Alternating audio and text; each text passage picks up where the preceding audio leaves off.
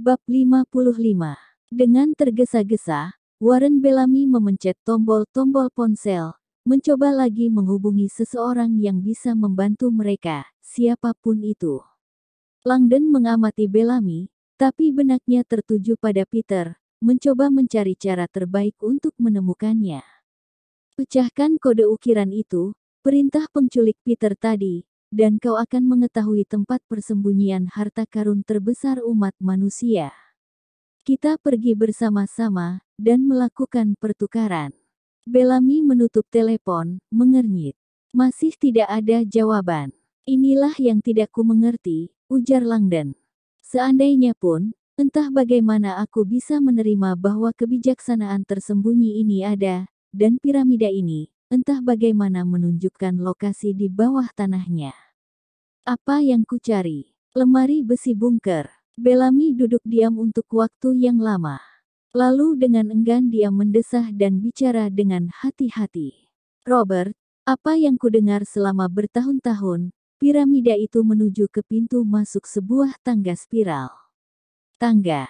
Benar, tangga yang menuntun ke dalam bumi, beberapa ratus meter kedalamannya.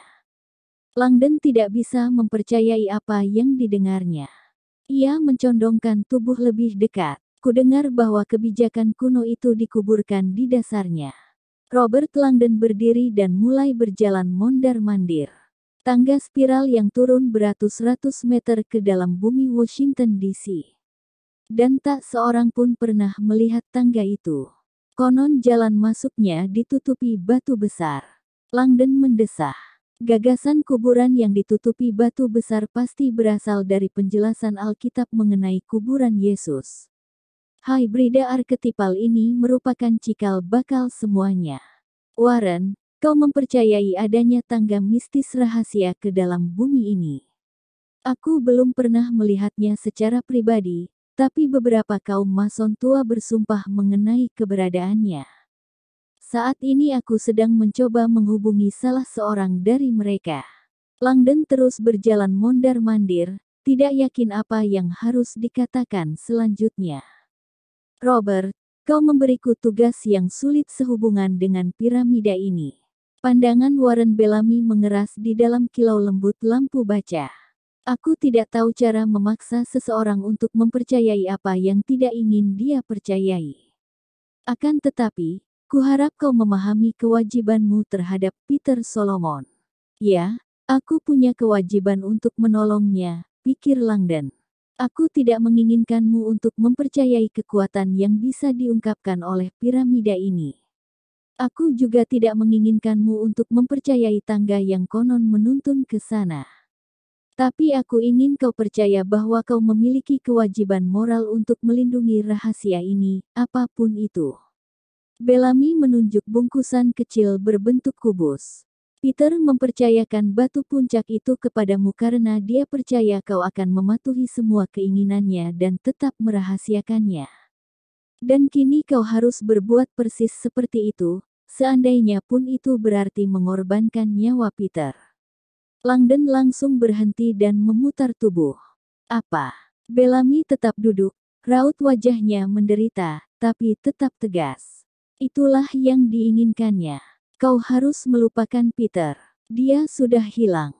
Peter sudah melakukan tugasnya, berupaya sebaik mungkin untuk melindungi piramida itu. Kini, tugas kitalah untuk memastikan agar upayanya tidak sia-sia. Aku tidak percaya kau berkata seperti itu. Teriak Langdon berang. Seandainya pun piramida ini adalah segala yang kau bilang, Peter adalah saudara masonmu. Kau telah disumpah untuk melindunginya melebihi segala hal lain, bahkan negaramu. Tidak Robert, seorang mason harus melindungi sesama mason melebihi segala hal lain. Kecuali satu rahasia besar yang dilindungi oleh kelompok persaudaraan kami demi seluruh umat manusia. Tak peduli aku percaya atau tidak bahwa kebijakan yang hilang ini memiliki potensi seperti yang dikatakan dalam sejarah. Aku telah bersumpah untuk menjauhkannya dari tangan mereka yang tidak layak. Dan aku tidak akan menyerahkannya kepada seseorang, sekalipun ditukar dengan nyawa Peter Solomon. Aku mengenal banyak kaum mason, ujar Langdon marah, termasuk yang paling modern, dan aku yakin sekali para lelaki itu tidak disumpah untuk mengorbankan nyawa mereka demi sebuah piramida batu. Dan aku juga yakin sekali, tidak seorang pun dari mereka mempercayai adanya tangga rahasia yang menurun menuju harta karun yang terkubur jauh di dalam bumi. Ada lingkaran-lingkaran di dalam lingkaran-lingkaran, Robert. Tidak semua orang mengetahui segalanya. Langdon menghembuskan napas berusaha mengontrol emosi. Dia seperti semua orang lainnya, pernah mendengar desas-desus mengenai lingkaran-lingkaran elit di dalam persaudaraan Mason. Benar atau tidaknya tampak tidak relevan untuk menghadapi situasi ini. Warren, jika piramida dan batu puncak ini benar-benar mengungkapkan rahasia Mason tertinggi, lalu kenapa Peter melibatkanku? Aku bahkan bukan saudara, apalagi bagian di lingkaran dalam apapun. Aku tahu, dan kurasa itulah tepatnya mengapa Peter memilihmu untuk menjaganya. Piramida ini sudah menjadi sasaran di masa lalu, bahkan oleh mereka yang menyusup ke dalam kelompok persaudaraan kami dengan maksud-maksud yang tidak layak. Pilihan Peter untuk menyimpannya di luar kelompok persaudaraan adalah pilihan cerdas. Tahukah kau sebelumnya bahwa akulah yang menyimpan batu puncaknya? Tanya Langdon. Tidak. Dan seandainya pun Peter menceritakannya kepada seseorang, dia pasti hanya menceritakannya kepada satu orang saja. Bellamy mengeluarkan ponsel dan menekan tombol putar ulang. Dan sejauh ini, aku tidak bisa menghubunginya. Dia mendengar salam dari kotak suara dan menutup telepon. Wah, Robert, tampaknya aku dan kau sendirian sementara ini. Dan kita harus membuat keputusan. Langdon menengok arloji Mickey Mouse-nya. Pukul 9.42 malam.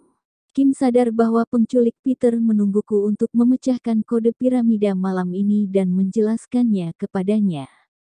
Bellamy mengernyit. Lelaki-lelaki hebat di sepanjang sejarah ini melakukan pengorbanan pribadi yang besar untuk melindungi misteri kuno. Aku dan kau harus melakukan hal yang sama. Kini dia berdiri. Kita harus terus bergerak. Cepat atau lambat Sato akan mengetahui di mana kita berada. Bagaimana dengan Catherine? Desak Langdon tidak ingin pergi. Aku tidak bisa menghubunginya, dan dia tidak pernah menelepon. Jelas terjadi sesuatu, tapi kita tidak bisa meninggalkannya begitu saja. Lupakan Catherine, ujar Bellamy, nada suaranya kini memerintah. Lupakan Peter, lupakan semua orang. Tidakkah kau mengerti, Robert?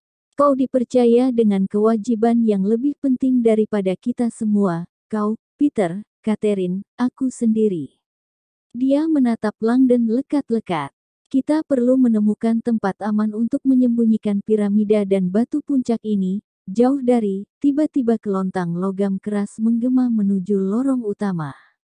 Bellamy berputar, matanya dipenuhi rasa takut.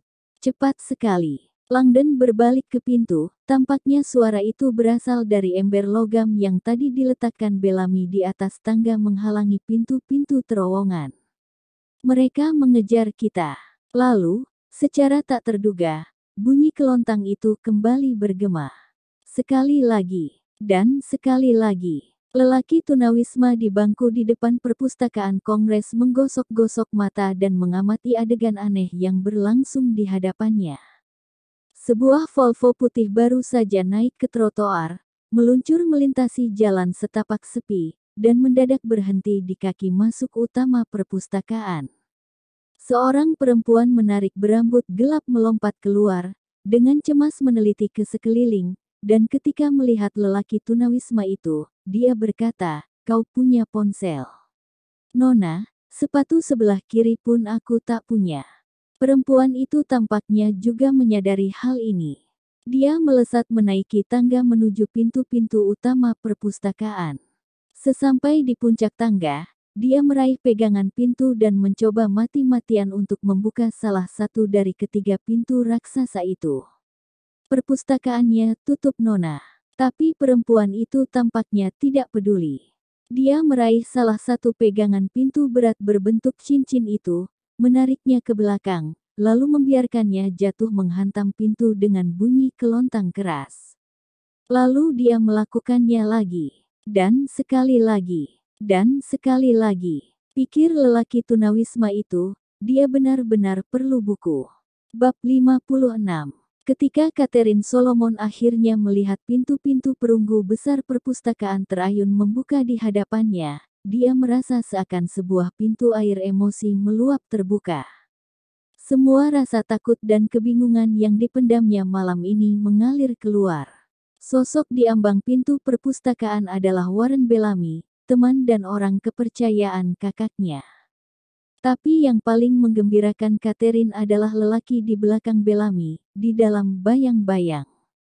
Perasaan itu tampaknya timbal balik. Mata Robert Langdon dipenuhi kelegaan ketika Catherine bergegas melewati ambang pintu, langsung menghambur ke pelukannya. Sementara Catherine memuaskan diri dalam pelukan nyaman seorang teman lama, Bellamy menutup pintu depan. Catherine mendengar bunyi klik kunci berat itu mengunci pintu, dan akhirnya dia merasa aman. Air mata muncul tak terduga, tapi dia berusaha memeranginya. Langdon memeluknya. Tidak apa-apa, bisiknya. Kau baik-baik saja. Karena kau menyelamatkanku. Itulah yang ingin dikatakan oleh Catherine. Lelaki itu menghancurkan labku dan semua pekerjaanku. Risetku bertahun-tahun lenyap menjadi asap. Dia ingin menceritakan semuanya, tapi dia hampir tidak bisa bernapas. Kita akan menemukan Peter. Suara rendah Langdon bergetar di dada Catherine, entah kenapa membuatnya nyaman. Aku berjanji. Aku tahu siapa yang melakukannya. Catherine ingin berteriak. Laki-laki yang sama yang membunuh ibu dan keponakanku. Sebelum dia bisa menjelaskan, suara yang tak diharapkan memecah keheningan perpustakaan. Bunyi kelontang keras itu menggema dari bawah mereka. Dari dalam ruang tangga depan, seakan sebuah benda logam besar jatuh ke lantai ubin.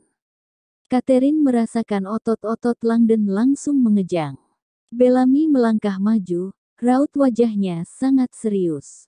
Kita pergi sekarang. Dengan bingung, Catherine mengikuti ketika Langdon dan arsitek itu bergegas melintasi lorong utama menuju ruang perpustakaan yang terkenal, yang bermandikan cahaya. Dengan cepat, Bellamy mengunci dua rangkaian pintu di belakang mereka, pertama pintu luar, lalu pintu dalam. Catherine mengikuti dengan terpana ketika Bellamy menggiring mereka berdua menuju bagian tengah ruangan. Mereka tiba di sebuah meja baca. Di sana, sebuah tas kulit tergeletak di bawah lampu.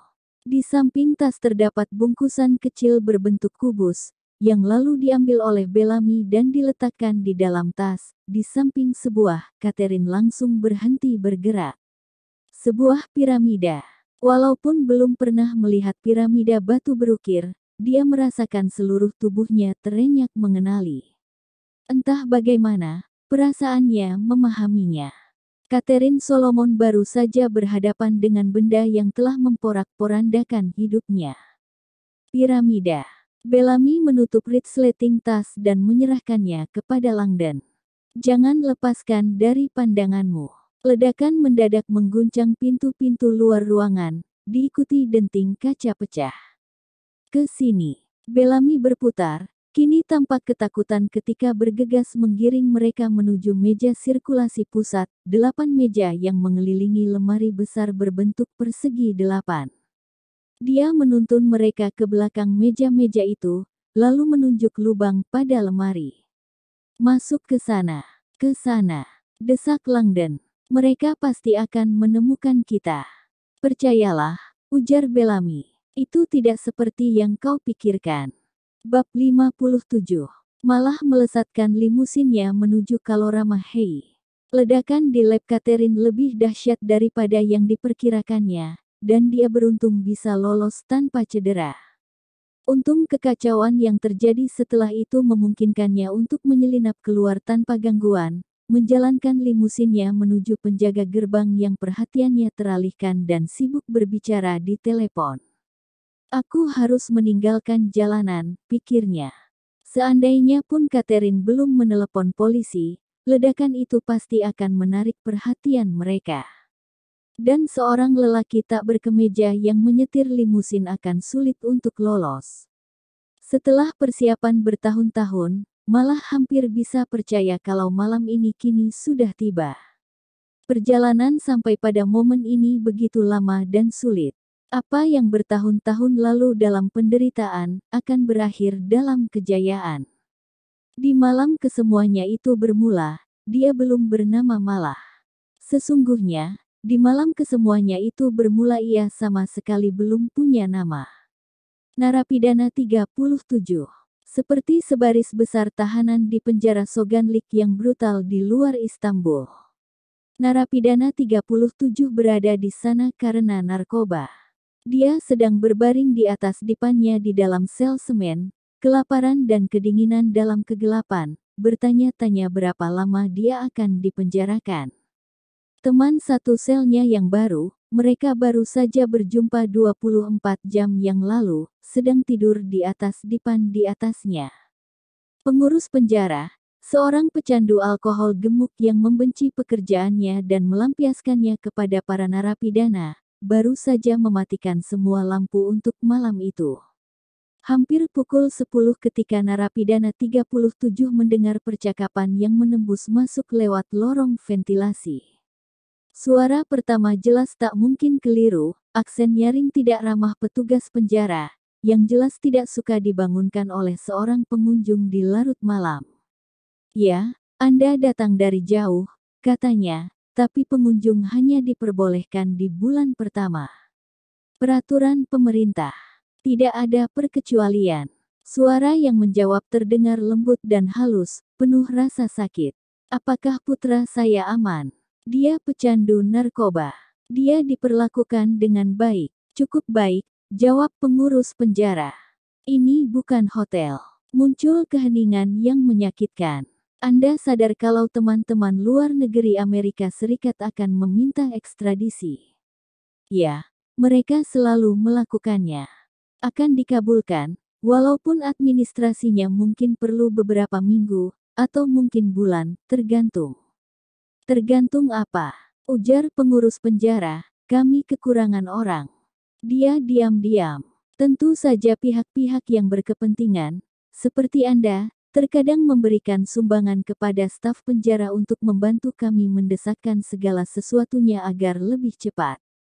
Pengunjung itu tidak menjawab. Mr. Solomon, lanjut pengurus penjara dengan suara rendah, untuk orang seperti Anda, yang tidak bermasalah dengan uang, sebenarnya ada pilihan. Saya mengenal orang-orang di dalam pemerintahan. Jika Anda dan saya bekerja sama, kita bisa membebaskan putra Anda dari sini besok, dengan pembatalan semua tuntutan. Dia bahkan tidak perlu menghadapi tuntutan hukum di tempat asalnya. Jawabannya langsung terdengar. Saya akan mengabaikan pelanggaran hukum dari saran-saran Anda itu. Tapi saya menolak mengajari putra saya bahwa uang bisa menyelesaikan masalah, atau bahwa tidak ada pertanggungjawaban terutama dalam masalah serius seperti ini. Anda ingin meninggalkannya di sini. Saya ingin bicara dengannya. Sekarang juga. Seperti yang saya bilang, kami punya peraturan. Putra Anda tidak bisa ditemui kecuali jika Anda ingin menegosiasikan pembebasan langsungnya. Keheningan yang dingin menggantung selama beberapa saat.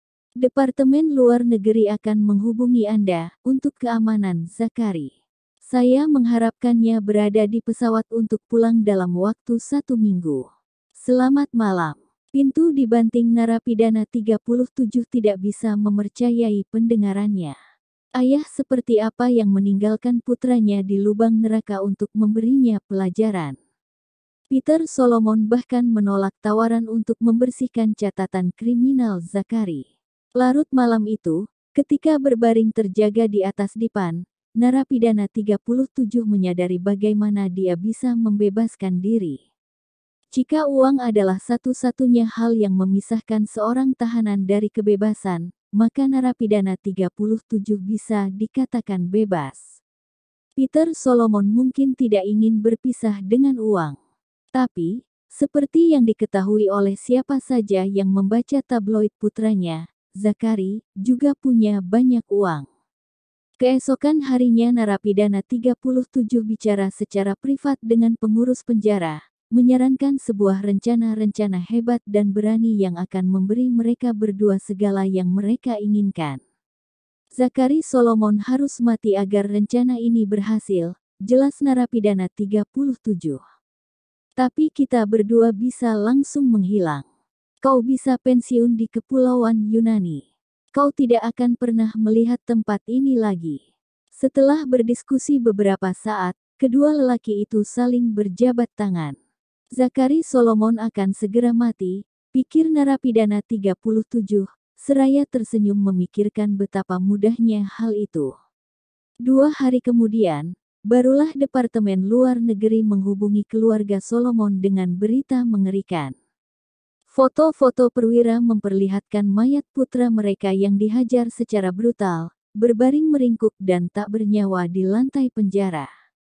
Kepalanya dihancurkan oleh sebatang besi, semua bagian tubuh lainnya babak belur dan terpaling melebihi segala yang bisa dibayangkan oleh manusia. Tampaknya dia disiksa, sebelum akhirnya dibunuh. Tersangka utamanya adalah pengurus penjara itu sendiri, yang sudah menghilang, kemungkinan dengan membawa semua uang milik anak laki-laki yang terbunuh itu. Zakari sudah menandatangani semua dokumen untuk memindahkan kekayaan berlimpahnya ke sebuah nomor rekening privat, yang sudah dikosongkan segera setelah kematiannya. Kini tidak diketahui di mana semua uang itu berada. Peter Solomon terbang ke Turki dengan jet privat, dan kembali bersama peti mati putranya, yang kemudian mereka makamkan di pemakaman keluarga Solomon. Pengurus penjara tidak pernah ditemukan. Dan memang tidak akan pernah ditemukan, pikir narapidana 37. Tubuh gemuk orang Turki itu kini tergeletak di dasar Laut Marmara, menjadi makanan kepiting-kepiting mana yang bermigrasi melalui Selat Bosporus. Kekayaan berlimpah Zakari Solomon sudah berpindah semuanya ke sebuah rekening dengan nomor yang tidak bisa dilacak. Narapidana 37 kembali menjadi manusia bebas dengan kekayaan berlimpah. Kepulauan Yunani bagaikan surga, cahayanya, airnya, kaum perempuannya. Tidak ada yang tidak bisa dibeli dengan uang, identitas-identitas baru, paspor-paspor baru, harapan baru. Dia memilih nama Yunani yakni Andros Dareios.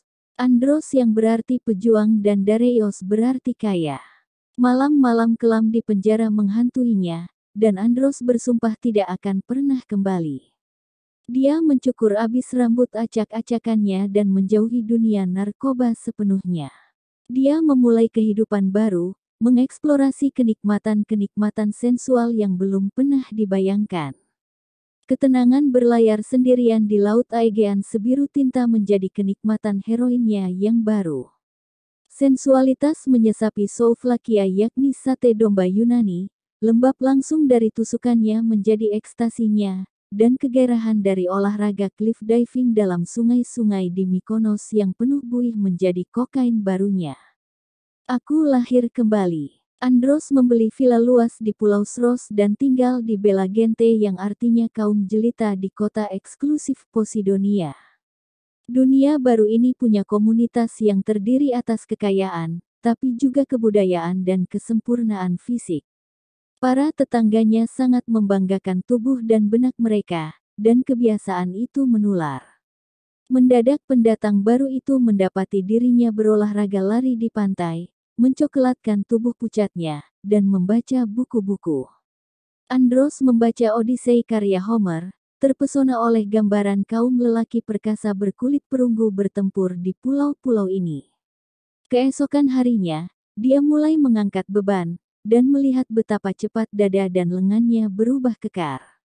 Perlahan-lahan dia mulai merasakan mata kaum perempuan meliriknya, dan kekaguman itu memabukkan. Dia ingin menjadi semakin kuat lagi. Dan dia berhasil. Dengan bantuan beberapa rangkaian steroid agresif, dicampur hormon-hormon pertumbuhan di pasar gelap dan berjam-jam mengangkat beban, Andros mengubah dirinya menjadi sesuatu yang tak pernah dibayangkannya.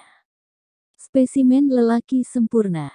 Dia bertambah tinggi dan kekar, mengembangkan dada tak bercela dan kaki-kaki besar berotot yang dijaganya agar selalu kecoklatan sempurna. Semua orang kini meliriknya. Sesuai dengan peringatan yang diterima Andros, semua steroid dan hormon yang berat itu tidak hanya mengubah tubuhnya tapi juga suaranya, memberinya suara berbisik mengerikan yang membuatnya merasa semakin misterius. Suara lembut yang sukar dipahami, ditambah tubuh baru, kekayaan dan penolakannya untuk membicarakan masa lalunya yang misterius, berfungsi sebagai pemikat kaum perempuan yang berjumpa dengannya. Mereka menyerahkan diri dengan sukarela, dan Andros memuaskan mereka semua, mulai dari para model yang mengunjungi pulaunya untuk difoto, gadis-gadis mahasiswi Amerika seksi yang sedang berlibur, sampai istri-istri tetangganya yang kesepian, dan terkadang lelaki muda. Mereka tidak pernah merasa jemu. Aku adalah mahakarya. Ketika tahun-tahun berlalu, petualangan seksual Andros mulai kehilangan kegairahannya. Seperti juga segala hal lainnya. Hidangan mewah pulau itu kehilangan cita rasanya, buku-buku tidak lagi menarik perhatiannya, dan bahkan pemandangan matahari terbenam yang menakjubkan dari vilanya tampak membosankan. Bagaimana mungkin ini terjadi? Usianya baru pertengahan 20-an, akan tetapi dia merasa tua. Apalagi yang ada dalam kehidupan. Dia telah memahat tubuhnya menjadi mahakarya, dia telah mendidik dirinya sendiri dan memupuk benaknya dengan kebudayaan, dia telah membuat rumah di surga, dan dia telah mendapat cinta dari siapapun yang diinginkannya. Akan tetapi, anehnya, perasaannya sekosong seperti saat dia berada di dalam penjara Turki itu. Apanya yang kurang? Jawabannya muncul beberapa bulan kemudian. Andros sedang duduk sendirian di vilanya, mengganti-ganti saluran TV di tengah malam sambil melamun, ketika menemukan program mengenai rahasia-rahasia persaudaraan Mason bebas. Acaranya dibuat dengan buruk, mengemukakan lebih banyak pertanyaan daripada jawaban, akan tetapi Andros mendapati dirinya terpikat oleh banyaknya teori persekongkolan yang mengelilingi kelompok persaudaraan itu. Naratornya menjelaskan legenda demi legenda. Persaudaraan Mason bebas dan tatanan dunia baru. Stempel Mason resmi Amerika Serikat. Rumah Mason P2. Rahasia perkumpulan Mason bebas yang hilang. Piramida Mason. Andros duduk tegak, terkejut. Piramida. Naratornya menjelaskan cerita tentang sebuah piramida batu misterius ukiran tersandi yang menjanjikan panduan menuju kebijaksanaan yang hilang dan kekuatan yang tak terbayangkan. Cerita itu, walaupun tampaknya tidak masuk akal, menyulut ingatan yang jauh di dirinya. Ingatan samar-samar dari masa yang jauh lebih kecil. Andros ingat apa yang didengar Zachary Solomon dari ayahnya mengenai sebuah piramida misterius. Mungkinkah itu? Andros berjuang mengingat detailnya. Ketika acara berakhir, dia melangkah menuju balkon, membiarkan udara sejuk menjernihkan benaknya. Kini dia ingat lebih banyak, dan ketika semuanya kembali kepadanya, dia mulai merasakan adanya semacam kebenaran dalam legenda ini. Jika demikian, Zachary Solomon, walaupun sudah lama mati, masih bisa menawarkan sesuatu. Apa risikonya bagiku? 3 minggu kemudian setelah memilih waktu dengan cermat, Andros berdiri dalam udara membekukan di luar rumah, di tempat kediaman keluarga Solomon di Potomac. Lewat kaca dia bisa melihat Peter Solomon mengobrol dan tertawa bersama adiknya, Catherine. Tampaknya mereka tidak punya masalah dan melupakan Zachary, pikirnya. Sebelum mengenakan topeng ski di wajah, Andros sedikit memakai kokain. Itu pemakaian pertamanya setelah bertahun-tahun. Dia merasakan aliran gelombang keberanian yang dikenalnya. Dia mengeluarkan pistol, menggunakan kunci tua untuk membuka pintu, dan melangkah ke dalam. Halo, keluarga Solomon. Sayangnya, malam itu tidak berjalan sesuai dengan rencana Andros. Bukannya memperoleh piramida yang diinginkannya, malah dia mendapati dirinya tertembak senapan berburu dan kabur melintasi pekarangan tertutup salju menuju hutan rimbun. Yang mengejutkannya, Peter Solomon mengejar di belakangnya dengan pistol berkilau di tangan. Andros melesat ke dalam hutan, berlari menyusuri jalan setapak di sepanjang pinggiran jurang yang dalam. Jauh di bawah sana, suara air terjun menggema menembus udara musim dingin yang segar. Dia melewati sekelompok pohon ek dan berbelok ke kiri. Beberapa detik kemudian, dia berhenti mendadak di jalan setapak licin, hampir saja menemui ajal. Astaga, hanya beberapa puluh sentimeter di depannya, jalan setapak itu berakhir, terputus oleh sungai sedingin es jauh di bawah sana. Batu besar di sisi jalan setapak telah diukir oleh tangan tidak tampak seorang anak. Di sisi jauh jurang, jalan setapak itu berlanjut. Jadi, mana jembatannya? Pengaruh kokain sudah hilang. Aku terperangkap. Andros, yang kini panik, berbalik untuk kembali berlari menyusuri jalan setapak, tapi dia mendapati dirinya berhadapan dengan Peter Solomon yang berdiri kehabisan napas di depannya dengan pistol di tangan. Andros memandang pistol itu dan mundur satu langkah. Jurang di belakangnya paling tidak sedalam 15 meter menuju sungai yang tertutup es. Kabut dari air terjun membumbung di sekeliling mereka, menggigilkan tubuhnya sampai ke tulang. Jembatan Zah sudah lama melapuk, ujar Solomon terengah-engah. Dia satu-satunya yang pernah pergi sejauh ini. Solomon mengangkat pistol dengan sangat mantap. Mengapa kau membunuh putraku? Dia bukan apa-apa, jawab Andros. Pecandu narkoba. Aku menolongnya. Solomon semakin mendekat dengan pistol terarah langsung ke dada Andros. Mungkin aku harus memberimu pertolongan yang sama. Nada suaranya mengejutkan garangnya. Kau menyiksa putraku sampai mati. Bagaimana seorang manusia bisa melakukan hal semacam itu? Tidak, jawab Andros yang kini berang. Kau membunuh putramu. Lelaki macam apa yang meninggalkan putranya di penjara, padahal dia punya pilihan untuk membebaskannya? Kau membunuh putramu sendiri, bukan aku. Kau tidak tahu apa-apa. Teriak Solomon, suaranya dipenuhi rasa sakit. Kau keliru, pikir Andros. Aku tahu segalanya.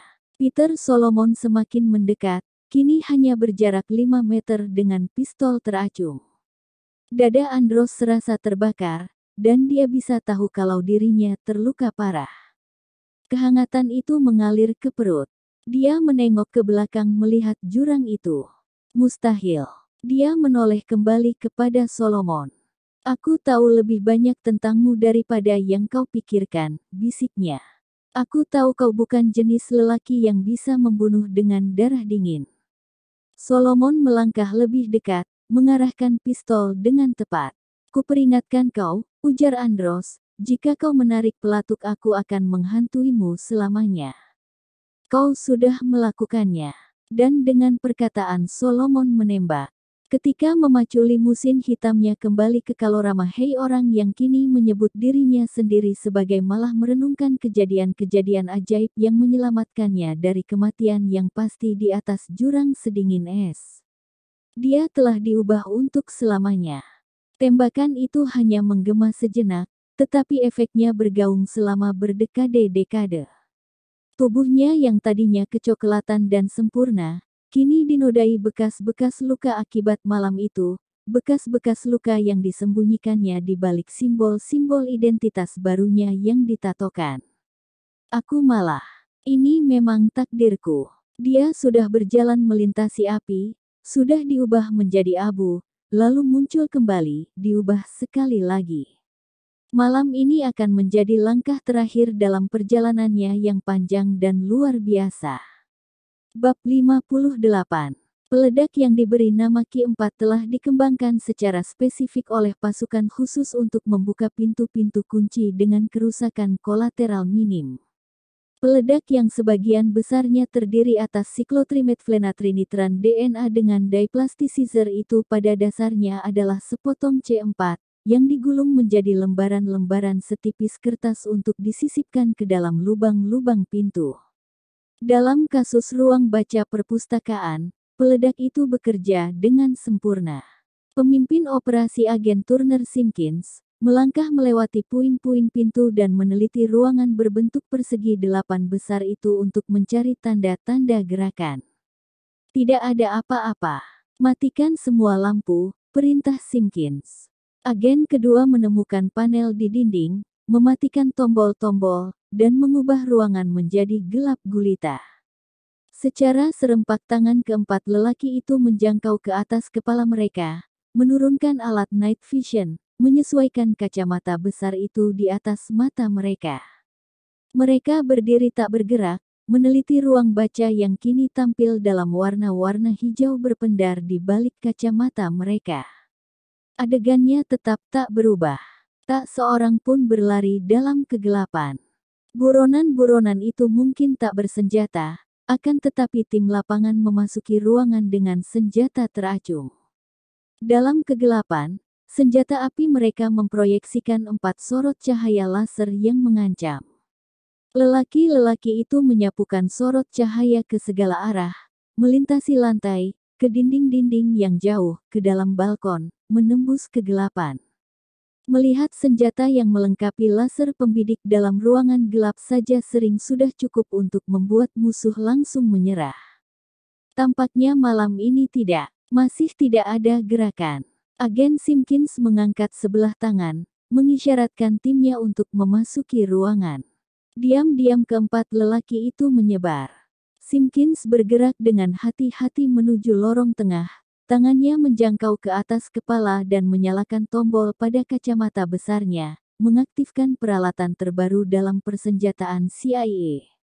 Pencitraan panas sudah ada selama bertahun-tahun, tapi kemajuan-kemajuan belakangan ini dalam miniaturisasi, sensitivitas diferensial, dan integrasi duisumber telah memfasilitasi generasi baru peralatan penajam penglihatan yang memberikan penglihatan nyaris seperti manusia super kepada agen-agen lapangan. Kami melihat dalam kegelapan. Kami melihat menembus dinding-dinding. Dan kini, kami melihat kembali waktu yang lampau. Peralatan pencitraan panas telah menjadi begitu sensitif terhadap perbedaan-perbedaan panas, sehingga tidak hanya bisa mendeteksi lokasi seseorang, tapi juga lokasi-lokasi mereka sebelumnya. Kemampuan untuk melihat waktu lampau sering terbukti menjadi aset paling berharga dibandingkan dengan semua aset lainnya. Dan malam ini, sekali lagi manfaatnya terbukti. Agen Simpkins kini mengamati jejak panas pada salah satu meja baca. Kedua kursi kayu itu berpendar di balik kacamatanya, mengungkapkan warna ungu kemerahan, menunjukkan bahwa kursi-kursi itu lebih hangat daripada kursi-kursi lainnya di dalam ruangan. Bola lampu di meja berkilau oranye. Jelas kedua lelaki itu telah duduk di meja ini, tapi kini yang menjadi pertanyaan adalah ke arah mana mereka pergi. Simpkins menemukan jawabannya di meja tengah yang mengelilingi lemari kayu besar di tengah ruangan. Cetakan tangan pucat yang berkilau merah. Dengan senjata teracung, Simpkins bergerak menuju lemari persegi 8 itu, mengarahkan laser pembidiknya melintasi permukaan. Dia berkeliling sampai melihat lubang di samping lemari. Apakah mereka benar-benar memojokkan diri dalam lemari? Agen itu meneliti pinggiran lubang dan melihat cetakan tangan berkilau di atasnya. Jelas seseorang telah meraih pinggiran pintu ketika merunduk memasuki lemari. Waktu untuk keheningan sudah berakhir. Jejak panas, teriak Simpkins seraya menunjuk lubang, kepung. Kedua pengapitnya bergerak maju dari sisi berlawanan. Suatu cara efektif mengelilingi lemari persegi 8 itu. Simpkins bergerak ke arah lubang. Dari jarak 3 meter, bisa melihat sebuah sumber cahaya di dalamnya. Lampu di dalam lemari, teriaknya, berharap suaranya bisa meyakinkan Bellamy dan Mer Langdon untuk keluar dari lemari dengan kedua tangan terangkat. Tidak terjadi apa-apa. Baiklah, kita akan melakukannya dengan cara lain. Ketika semakin mendekati lubang, Simpkins bisa mendengar suara dengung yang tak terduga bergemuruh dari dalamnya.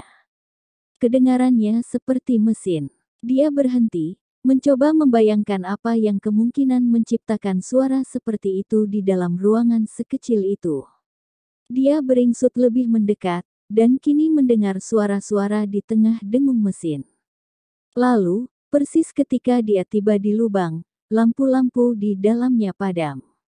Terima kasih, pikirnya seraya menyesuaikan alat night vision-nya. Keuntungan bagi kami. Dia berdiri di ambang pintu, mengintip ke dalam lubang. Apa yang ada di baliknya benar-benar tak terduga. Bagian dalam lemari itu lebih menyerupai langit-langit tinggi di atas serangkaian tangga curam yang menurun ke dalam ruangan di bawahnya. Agen itu mengarahkan senjata ke bawah dan mulai menuruni tangga. Dengung mesin terdengar semakin keras seiring setiap langkahnya. Apa gerangan tempat ini? Ruangan di bawah ruang baca itu berupa tempat kecil yang menyerupai pabrik. Dengung yang didengarnya memang berasal dari mesin, walaupun dia tidak yakin apakah mesin itu beroperasi karena diaktifkan oleh Bellamy dan Langdon, ataukah karena mesin itu memang tidak pernah berhenti bekerja. Apapun kenyataannya, tidak ada bedanya. Buronan-buronan itu telah meninggalkan jejak-jejak panas yang memberitahukan persembunyian mereka pada satu-satunya jalan keluar ruangan, sebuah pintu baja tebal yang papan kuncinya menunjukkan 4 sidik jari berkilau pada tombol-tombol angka. Di sekeliling pintu, berkas-berkas oranye berkilau di balik pinggiran pintu, menunjukkan adanya lampu-lampu yang menyala di sisi sebaliknya. Ledakan pintunya, ujar Simpkins. Ini rute pelarian mereka.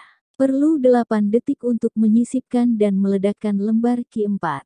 Ketika asapnya menghilang, agen-agen tim lapangan itu mendapati diri mereka mengintip ke dalam dunia bawah tanah aneh yang dikenal sebagai rak-rak. Perpustakaan Kongres punya berkilo-kilometer rak buku, sebagian besarnya berada di bawah tanah. Barisan-barisan rak yang tampaknya tak berujung ini menimbulkan semacam ilusi optis memanjang tanpa akhir yang diciptakan oleh cermin-cermin. Sebuah papan tanda mengumumkan lingkungan dengan suhu terkontrol. Jaga pintu ini agar tetap tertutup sepanjang waktu. Simpkins mendorong pintu-pintu hancur itu dan merasakan udara dingin di baliknya. Mau tak mau dia tersenyum. Bisakah ini lebih mudah lagi? Jejak-jejak panas di dalam lingkungan terkontrol tampak seperti nyala solar, dan kacamata besarnya sudah mengungkapkan noda merah berkilau pada pegangan tangga di depan sana, yang tadi diraih oleh Bellamy atau Langdon ketika berlari melewatinya. Kalian bisa lari, bisiknya kepada diri sendiri, tapi kalian tidak bisa bersembunyi. Ketika Simpkins dan timnya maju ke dalam labirin rak, dia menyadari bahwa lapangan permainan itu benar-benar menguntungkan dirinya, sehingga dia bahkan tidak memerlukan kacamatanya untuk memburu mangsa. Dalam keadaan normal, labirin rak akan menjadi tempat persembunyian yang cukup baik. Untuk menghemat energi, perpustakaan Kongres menggunakan lampu-lampu yang diaktifkan oleh gerakan, sehingga rute pelarian buronan itu kini menyala bagaikan landasan terbang. Sebuah jalur sempit cahaya memanjang berkelak-kelok sampai jauh. Semua lelaki itu melepaskan kacamata besar mereka. Tim lapangan bergerak maju dengan kaki-kaki yang terlatih baik mengikuti jejak cahaya, berkelak-kelok melewati labirin buku yang tampaknya tak berujung. Dengan segera Simpkins mulai melihat lampu-lampu yang menyala dalam kegelapan di depan mereka. Kita berhasil. Dia berupaya semakin keras, semakin cepat sampai mendengar langkah kaki dan napas tersengal-sengal di depan. Lalu dia melihat sebuah sasaran. Aku melihatnya, teriaknya. Sosok tinggi ramping Warren Bellamy tampaknya berada paling belakang. Lelaki Afrika Amerika berpakaian rapi itu terhuyung-huyung melewati rak-rak, jelas kehabisan napas. Tidak ada gunanya Pak Tua. Berhenti Mr. Bellamy, teriak Simpkins. Bellamy terus berlari, berbelok tajam, berkelak-kelok melewati barisan-barisan buku. Di setiap belokan, Lampu-lampu menyala di atas kepalanya. Ketika tim berada dalam jarak 20 meter, mereka berteriak lagi memintanya berhenti, tapi Bellamy terus berlari. Jatuhkan dia, perintah Simpkins. Agen yang membawa senapan tidak mematikan milik Kim mengacungkan benda itu dan menembak. Proyektil yang meluncur di sepanjang lorong dan membelitkan diri di sekeliling kedua kaki Bellamy dijuluki tali konyol, tapi tidak ada yang konyol mengenai tali itu. Sebagai teknologi militer yang diciptakan di Laboratorium Nasional Sandia, peringkus tidak mematikan ini berupa tali lembek yang berubah sekeras batu saat bersentuhan dengan sesuatu, menciptakan jaringan plastik kaku di bagian belakang lutut buronan. Efeknya pada sasaran yang sedang berlari akan seperti menyelipkan ranting ke dalam jeruji sepeda yang sedang bergerak. Sepasang kaki Bellamy langsung berhenti, dan dia terjungkal ke depan, jatuh berdebum ke lantai. Sebelum berhenti, Bellamy meluncur 3 meter lagi di sepanjang lorong gelap dan lampu-lampu di atasnya menyala tanpa berperasaan. Bellamy akan kutangani, teriak Simpkins. Teruslah mengejar Langdon. Mestinya dia ada di depan. Pemimpin tim itu berhenti, kini melihat bahwa rak-rak perpustakaan di depan Bellamy gelap gulita. Jelas tidak ada orang lain yang berlari di depan Bellamy. Ia sendirian. Bellamy masih tertelungkup, bernapas tersengal-sengal dengan lutut dan kaki terbelit plastik keras. Agen itu berjalan menghampiri dan menggunakan kakinya untuk menggulingkan lelaki tua itu sampai tertelentang. Di mana dia? Desak agen itu. Bibir Bellamy berdarah akibat kejatuhannya. Di mana siapa? Agen Simpkins mengangkat sebelah kaki dan meletakkan sepatu botnya tepat di atas dasi sutra bersih Bellamy. Lalu dia membungkuk, memberikan sedikit tekanan. Percayalah Mr. Bellamy, kau tidak ingin bermain-main denganku. Bab 59. Robert Langdon merasa seperti mayat. Dia berbaring telentang dengan kedua tangan terlipat di dada, dalam kegelapan total, terperangkap di dalam ruangan yang paling sempit. Walaupun Catherine berbaring di dekatnya dalam posisi serupa di dekat kepalanya, Langdon tidak bisa melihatnya. Dia memejamkan mata, untuk mencegah dirinya agar sama tidak melihat keadaan yang sulit dan menakutkan itu. Ruangan di sekelilingnya kecil. Sangat kecil. 60 detik yang lalu, ketika pintu ganda ruang baca roboh, dia dan Catherine mengikuti Bellamy ke dalam lemari persegi 8, menuruni serangkaian anak tangga curam, dan memasuki ruangan yang tak terduga di bawahnya. Langdon langsung menyadari di mana mereka berada. Jantung sistem sirkulasi perpustakaan. Menyerupai pusat distribusi bagasi bandara kecil, ruang sirkulasi itu punya berbagai ban berjalan yang menuju ke segala arah. Karena perpustakaan Kongres ditempatkan di dalam 3 gedung terpisah, buku-buku yang diminta dari ruang baca sering harus diangkut cukup jauh dengan sistem ban berjalan, melewati jaringan terowongan-terowongan bawah tanah. Bellamy langsung melintasi ruangan menuju sebuah pintu baja. Di sana dia menyisipkan kartu kunci, menekan serangkaian tombol dan mendorong pintu agar terbuka. Ruangan di baliknya gelap, serangkaian lampu sensor gerakan menyala ketika pintu terbuka. Ketika melihat apa yang terpampang di baliknya, Langdon menyadari bahwa dirinya sedang memandang sesuatu yang hanya pernah dilihat oleh sedikit orang.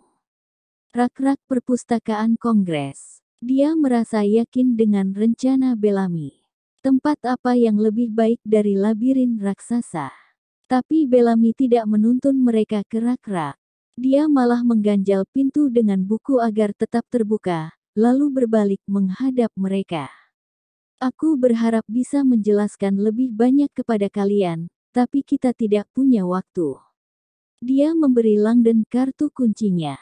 Kau akan memerlukannya. Kau tidak ikut bersama kami? Tanya Langdon. Bellamy menggeleng. Kalian tidak akan berhasil, kecuali jika kita memisahkan diri. Hal terpenting adalah menjaga piramida dan batu puncak itu agar tetap berada di tangan yang aman. Langdon tidak melihat jalan keluar lain, kecuali tangga untuk kembali ke ruang baca. Dan kemana kau akan pergi? Aku akan menggiring mereka ke dalam rak-rak, menjauhi kalian, ujar Bellamy. Hanya itu yang bisa kulakukan untuk membantu kalian meloloskan diri. Sebelum Langdon bisa bertanya kemana dia dan Catherine harus pergi, Bellamy mengangkat sepeti besar buku dari salah satu ban berjalan. Berbaringlah di atas ban, ujar Bellamy. Jaga tanganmu agar tetap berada di dalam. Langdon menatapnya. Kau bercanda. Ban berjalan itu memanjang sedikit, lalu menghilang ke dalam lubang gelap di dinding. Lubang itu tampaknya cukup besar untuk memungkinkan lewatnya sepeti buku, tapi bukan benda lainnya. Langdon memilih kembali ke rak-rak. Lupakan, ujar Bellamy. Lampu-lampu sensor gerakan akan membuatnya mustahil untuk menjadi tempat persembunyian. Jejak panas. Teriak sebuah suara di lantai atas. Kepung. Tampaknya Catherine sudah mendengar segala yang perlu didengarnya. Dia naik ke atas ban berjalan dengan kepala hanya berjarak beberapa puluh sentimeter dari lubang di dinding. Dia menyilangkan kedua tangan di atas dada, bagaikan mumi dalam sarkofagus. Langdon berdiri terpaku. Robert, desak Bellamy, jika kau tidak mau melakukannya untukku, lakukan untuk Peter. Suara-suara di lantai atas kini terdengar lebih dekat. Seakan dalam mimpi, Langdon bergerak menuju ban berjalan. Dia meletakkan tasnya ke atas ban, lalu naik, dan meletakkan kepala di kaki Catherine. Ban karet keras itu terasa dingin di punggungnya. Dia menatap langit-langit dan merasa seperti pasien rumah sakit yang siap untuk dimasukkan ke dalam mesin dengan kepala terlebih dahulu. Tetap nyalakan ponselmu, ujar Bellamy. Seseorang akan segera menelepon dan menawarkan bantuan. Percayalah padanya. Seseorang akan menelepon. Langdon tahu, Bellamy tadi menghubungi seseorang dengan sia-sia dan sudah meninggalkan pesan. Dan baru beberapa saat yang lalu, ketika mereka bergerak menuruni tangga spiral, Bellamy mencoba untuk terakhir kalinya dan berhasil. Dia bicara sangat singkat dengan nada pelan, lalu menutup telepon. Ikuti ban berjalan itu sampai akhir, ujar Bellamy. Dan melompatlah dengan cepat, sebelum kau berputar kembali. Gunakan kartu kunciku untuk keluar. Keluar dari mana? Desak Langdon. Tapi Bellamy sudah menarik tuas-tuas. Semua ban berjalan yang berlainan di dalam ruangan itu berdengung menyala. Langdon merasakan dirinya berguncang maju, dan langit-langit mulai bergerak di atas kepala. Tuhan, tolong aku. Ketika mendekati lubang di dinding, Langdon menoleh ke belakang dan melihat Warren Bellamy berpacu melewati ambang pintu menuju rak-rak, lalu menutup pintu di belakangnya.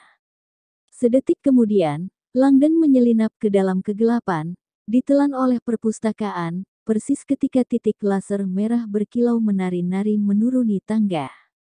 Bab 60. Petugas keamanan perempuan berupa rendah dari Private Security mengecek ulang alamat Kalorama Heights di lembar tugasnya. Inikah? Jalanan mobil di balik gerbang di hadapannya adalah milik salah satu estate terbesar dan tersepi di lingkungan itu. Karenanya, tampak aneh jika 911 baru saja menerima telepon mendesak mengenai rumah itu. Seperti biasa, jika ada telepon masuk tanpa konfirmasi, 911 menghubungi perusahaan alarm lokal sebelum mengganggu polisi. Petugas itu sering menganggap semboyan perusahaannya. Lini pertama pertahanan Anda bisa dengan mudah diganti menjadi peringatan palsu, lelucon, hewan peliharaan yang hilang, dan keluhan dari tetangga gila. Malam ini, seperti biasa, petugas itu tiba tanpa menerima perincian masalahnya. Melebihi standar bayaranku. Tugasnya hanyalah muncul dengan lampu bulat kuning yang berputar-putar di atas mobilnya, mengamati rumah, dan melaporkan apapun yang tidak biasa. Biasanya, sesuatu yang tidak membahayakan telah mengaktifkan alarm rumah, dan dia akan menggunakan kunci-kuncinya untuk mengatur kembali alarm. Akan tetapi, rumah ini sepi. Tidak ada bunyi alarm.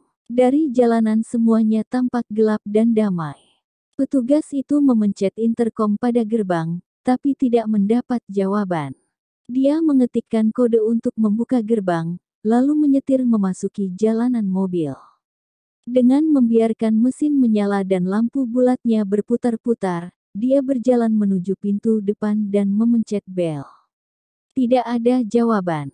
Dia tidak melihat lampu-lampu dan tidak ada gerakan.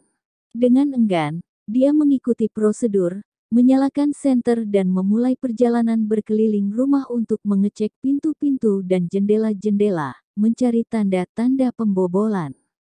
Ketika dia berbelok, sebuah limusin hitam panjang melewati rumah itu, melambat sejenak, sebelum kembali berjalan. Tetangga iseng. Perlahan-lahan dia mengelilingi rumah, tapi tidak menemukan sesuatu pun yang tidak pada tempatnya. Rumah itu lebih daripada yang dibayangkannya dan, ketika mencapai pekarangan belakang, dia menggigil kedinginan. Jelas tidak ada orang di dalam rumah. Petugas, panggilnya di radio. Aku menangani telepon, mengenai Kalorama Heights. Pemiliknya tidak di rumah. Tidak ada tanda-tanda masalah. Aku sudah menyelesaikan pengecekan perimeter. Tidak ada indikasi pengganggu. Peringatan palsu. Diterima, jawab petugas penerima. Selamat malam. Petugas itu menyimpan kembali radionya di ikat pinggang dan mulai berjalan balik, ingin segera kembali pada kehangatan kendaraannya.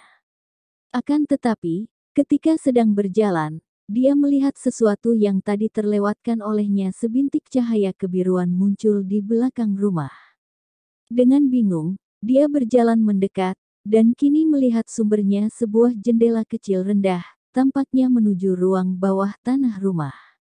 Kaca jendelanya dihitamkan, bagian dalam dilapisi cat buram. Semacam kamar gelap, mungkin. Kilau kebiru yang dilihatnya tadi berasal dari sebuah bintik mungil di jendela, di sana cat hitamnya mulai mengelupas. Dia berjongkok mencoba mengintip ke dalam, tapi tidak banyak yang bisa dilihatnya melalui lubang kecil itu. Dia mengetuk-ngetuk kaca, bertanya-tanya apakah ada orang yang sedang bekerja di bawah sana. "Halo," teriaknya.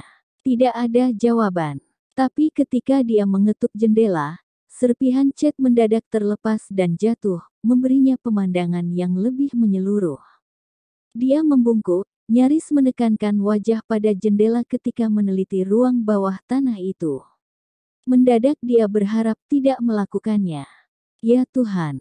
Dengan terpana, dia tetap belongkok di sana sejenak, menatap pemandangan di hadapannya dengan kengerian luar biasa. Akhirnya, dengan gemetar, petugas itu meraba-raba radio di ikat pinggangnya. Dia tidak pernah menemukannya.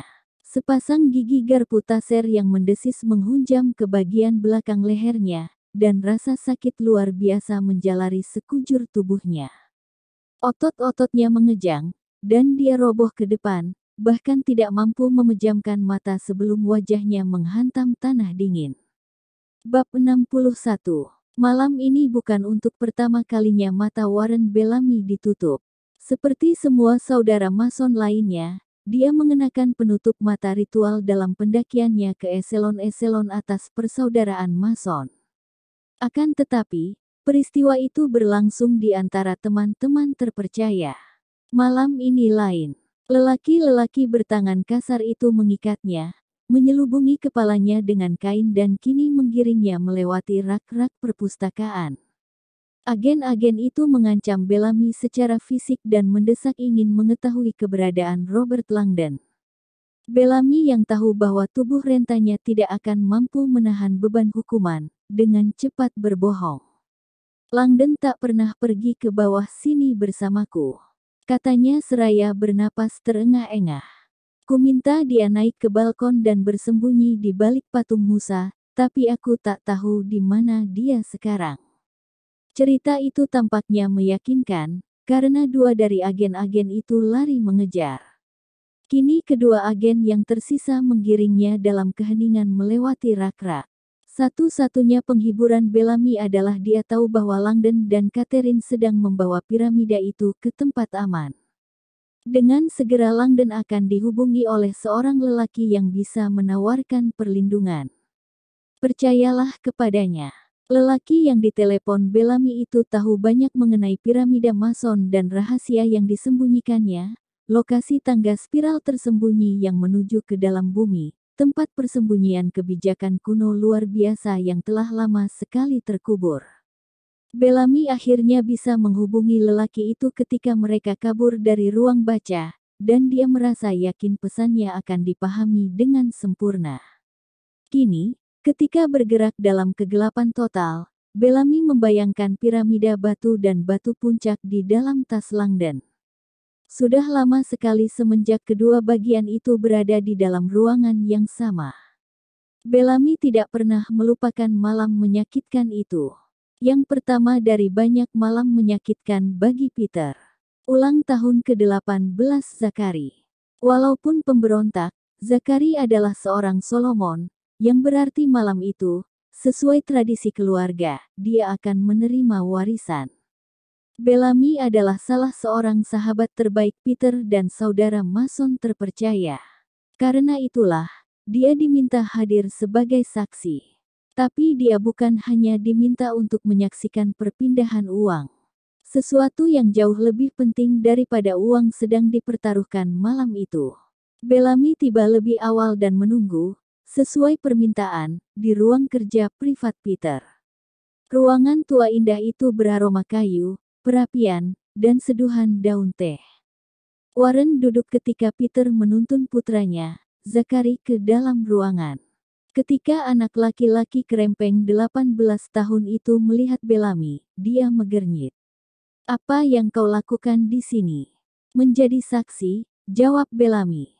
"Selamat ulang tahun Zachary." Anak laki-laki itu menggumam dan mengalihkan pandangan. "Duduklah Zah," pinta Peter.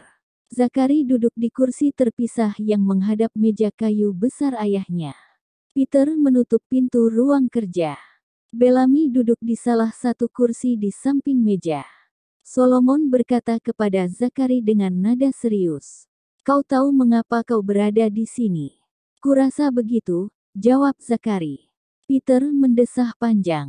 "Aku tahu, kau dan aku sudah cukup lama tidak setuju dalam banyak hal Zah. Aku sudah berupaya sebisa mungkin untuk menjadi ayah yang baik dan menyiapkanmu untuk saat ini." Zachary diam saja. "Seperti yang kau ketahui, setiap anak keluarga Solomon mencapai kedewasaan akan mendapatkan haknya sejak lahir, sebagian dari kekayaan keluarga Solomon. Kekayaan ini dimaksudkan untuk menjadi benih, benih untuk kau rawat, kau kembangkan, dan kau gunakan untuk menolong umat manusia." Peter berjalan menuju lemari besi di dinding, membuka dan mengeluarkan sebuah arsip hitam besar. "Nak, portofolio ini berisi segala yang kau perlukan untuk memindahkan secara warisan uangmu ke dalam namamu sendiri." Dia meletakkannya di meja. "Tujuannya adalah agar kau menggunakan uang untuk membangun kehidupan yang produktif, makmur, dan tropis." Zachary meraih arsip itu. "Terima kasih." "Tunggu," ujar ayahnya seraya meletakkan tangan di portofolio itu. "Ada satu lagi yang harus kujelaskan." Zachary menatap ayahnya dengan pandangan meremehkan dan kembali menyandarkan tubuh di kursi. "Ada aspek-aspek warisan keluarga Solomon yang belum kau sadari." Kini ayahnya menatap langsung ke dalam mata Zachary. "Kau anak sulungku Zachary, yang berarti kau berhak memilih." Remaja itu menegakkan tubuh, tampak penasaran. "Itu pilihan yang akan sangat menentukan masa depan, jadi ku minta kau untuk memikirkannya dengan cermat." "Pilihan apa?" Ayahnya menghela napas panjang. "Itu pilihan, antara kekayaan atau kebijakan." Zachary menatapnya dengan pandangan kosong. "Kekayaan atau kebijakan? Aku tidak mengerti." Peter berdiri berjalan kembali ke lemari besi, lalu mengeluarkan sebuah piramida batu berat dengan ukiran simbol-simbol Mason. Peter meletakkan batu itu ke atas meja di samping portofolio. "Piramida ini sudah lama sekali diciptakan, dan sudah dipercayakan kepada keluarga kita selama bergenerasi-generasi." "Piramida?" Zakari tampak tidak terlalu bersemangat. Nak, piramida ini adalah peta yang mengungkapkan lokasi salah satu harta karun terbesar umat manusia yang hilang. Piramida ini diciptakan agar harta karun itu suatu hari nanti bisa ditemukan kembali. Suara Peter kini dipenuhi kebanggaan. Dan malam ini, sesuai tradisi, aku bisa menawarkannya kepadamu. Dengan beberapa syarat tertentu. Zakari mengamati piramida itu dengan curiga.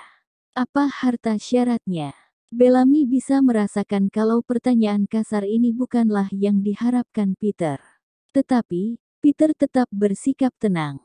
Zakari, sulit untuk menjelaskannya tanpa disertai banyak latar belakang. Tapi harta karun ini, pada hakikatnya, adalah sesuatu yang kami sebut sebagai misteri kuno.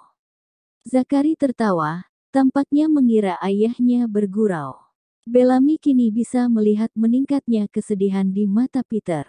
Sulit sekali bagiku untuk menjelaskan. Secara tradisional, ketika seorang Solomon berusia 18 tahun, dia akan memulai tahun-tahun pendidikan pada jenjang yang lebih tinggi. Sudah kubilang, ujar Zakari berang. Aku tidak tertarik untuk kuliah. Maksudku bukan kuliah, ujar ayahnya dengan suara tetap tenang dan pelan. Aku membicarakan kelompok persaudaraan Mason bebas. Aku membicarakan pendidikan dalam misteri-misteri kekal ilmu pengetahuan manusia. Jika kau berencana untuk bergabung bersamaku dalam tingkatan-tingkatan mereka, kau akan segera menerima pendidikan yang diperlukan untuk memahami pentingnya keputusanmu malam ini. Zakari memutar bola mata. Sekali lagi, bebaskan aku dari kuliah mengenai Mason. Aku tahu, aku Solomon pertama yang tidak ingin bergabung. Lalu kenapa? Tidakkah kau mengerti? Aku tidak tertarik untuk berdandan main-main dengan sekelompok lelaki tua. Ayahnya terdiam untuk waktu yang lama, dan Bellamy amati kerut-kerut halus yang mulai muncul di sekeliling mata Peter. Ya, aku mengerti, ujar Peter pada akhirnya. Zaman sudah berbeda. Aku mengerti bahwa persaudaraan Mason kini tampak aneh bagimu, atau mungkin bahkan membosankan. Tapi, aku ingin kau tahu kalau ambang pintunya akan selamanya terbuka untukmu, seandainya kau berubah pikiran. Jangan berharap, gerutu Zakari. Cukup, bentak Peter seraya berdiri. Kusadari hidup merupakan perjuangan bagimu, Zakari. Tapi aku bukan satu-satunya penunjuk jalanmu. Ada banyak lelaki baik hati menunggumu, lelaki yang akan menyambutmu dalam rangkulan Mason dan menunjukkan potensi sejatimu. Zakari tergelak dan melirik Bellamy. Itukah sebabnya kau ke sini, Mr. Bellamy? Sehingga kaum Masonmu bisa mengerotokku. Bellamy diam saja, malah kembali mengarahkan pandangan penuh hormat kepada Peter Solomon untuk mengingatkan Zakari siapa yang memegang kekuasaan di dalam ruangan ini. Zakari berpaling kembali kepada ayahnya. Zakari, ujar Peter, kita hanya bicara berputar-putar. Begini saja, tak peduli kau memahami atau tidak tanggung jawab yang ditawarkan kepadamu malam ini, aku memiliki kewajiban keluarga untuk menawarkannya kepadamu. Dia menunjuk piramida itu. Menjaga piramida ini adalah keistimewaan langka. Aku mendorongmu untuk memikirkan kesempatan ini selama beberapa hari, sebelum membuat keputusan. Kesempatan? Tanya Zakari. Menjaga batu. Ada misteri-misteri besar di dunia ini Zakari, ujar Peter mendesah. Rahasia-rahasia yang melampaui imajinasi terliarmu. Piramida ini melindungi rahasia-rahasia itu. Dan yang lebih penting lagi, akan tiba saatnya, mungkin dalam masa kehidupanmu, ketika piramida ini pada akhirnya dipahami dan rahasia-rahasianya diungkap. Itu akan menjadi momen perubahan besar manusia dan kau berkesempatan untuk berperan dalam momen itu. Aku ingin kau mempertimbangkannya dengan cermat. Kekayaan sudah biasa, tapi kebijakan adalah langka. Dia menunjuk portofolio, lalu piramida itu. Kumohon agar kau ingat bahwa kekayaan tanpa kebijakan sering bisa berakhir dalam bencana. Zakari tampak seakan menganggap ayahnya sudah gila. Terserah kaulah Dat, tapi mustahil aku menyerahkan warisanku demi ini. Dia menunjuk piramida itu. Peter melipat kedua tangan di dada. Jika kau memilih untuk menerima tanggung jawab itu, aku akan menahan uang dan piramida itu untukmu sampai kau berhasil menyelesaikan pendidikanmu di dalam persaudaraan Mason. Ini perlu waktu bertahun-tahun, tapi kau akan meraih kematangan untuk menerima kekayaan sekaligus piramida ini. Kekayaan dan kebijaksanaan. Kombinasi yang luar biasa. Zakari berdiri. Astaga Dat, kau tidak mau menyerah bukan? Tak bisakah kau lihat bahwa aku tidak peduli soal Mason atau piramida batu dan misteri-misteri kuno? Dia menjulurkan tangan dan meraih portofolio hitam itu, lalu melambai-lambaikannya di depan wajah ayahnya. Ini adalah hakku sejak lahir. Hak sejak lahir yang sama dari keluarga Solomon yang muncul sebelum diriku. Aku tidak percaya kau mencoba menipuku untuk tidak menerima warisan dengan cerita-cerita payah mengenai peta harta karun kuno. Dia mengepit portofolio itu dan bergegas melewati Bellamy, menuju pintu pekarangan ruang kerja. Zakari tunggu, ayahnya cepat-cepat mengejar ketika Zakari berjalan keluar memasuki malam.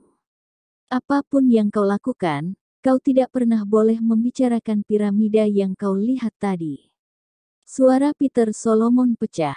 Tidak kepada siapapun selamanya.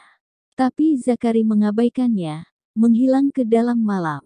Mata kelabu Peter Solomon dipenuhi rasa sakit ketika dia kembali ke meja dan menjatuhkan diri ke atas kursi kulitnya.